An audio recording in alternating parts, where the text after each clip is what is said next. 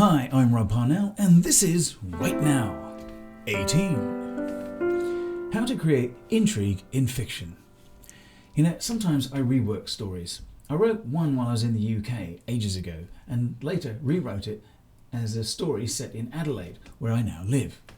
I thought it might be a fun thing to do. But, you know, what struck me was the original was just how clever it was. You know what I mean? Don't take that the wrong way. I'm not bragging or anything. I don't mean that it's a superb piece of writing. I'm just brilliant. But I'd just forgotten how cleverly it introduced the characters.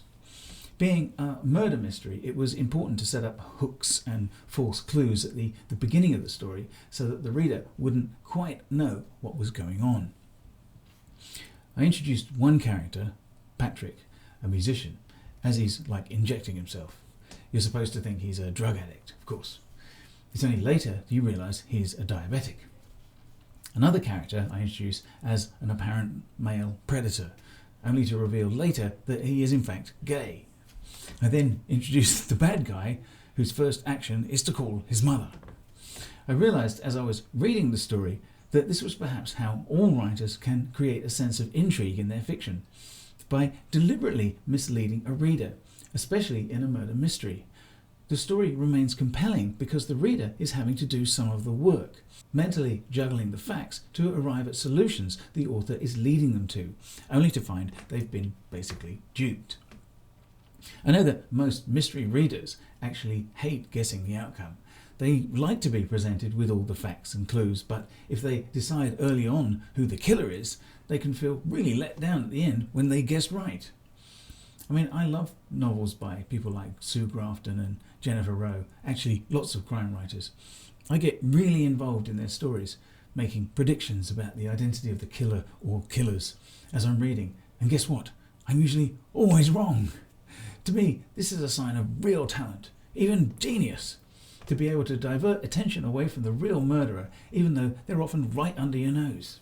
You might like to try writing a short mystery to stretch your skills as a writer.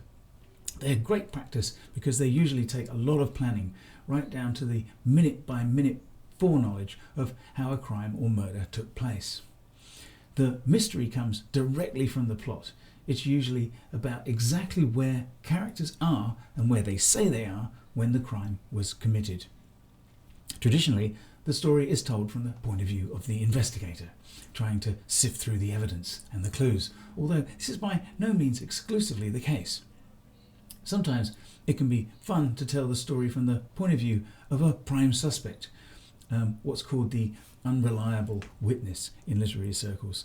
Agatha Christie used to do it all the time. Or, as is also common, the story is told from the point of view of the omniscient viewpoint, the God perspective, where everybody is suspect, including the investigator. Mystery writers say there is one story all writers should try at least once. It's the locked door murder scenario.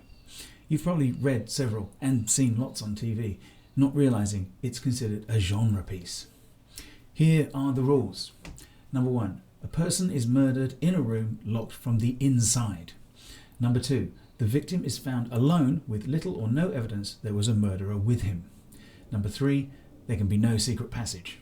And, by the way, the old knocking the key out of the lock onto a piece of paper on the floor and pulling it through under the door is not allowed.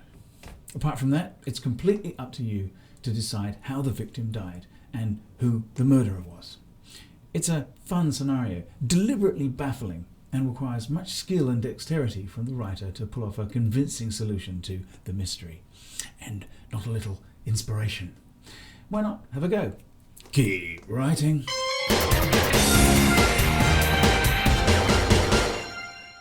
Any questions, ideas for articles, let me know. rob@easywaytowrite.com. See you soon.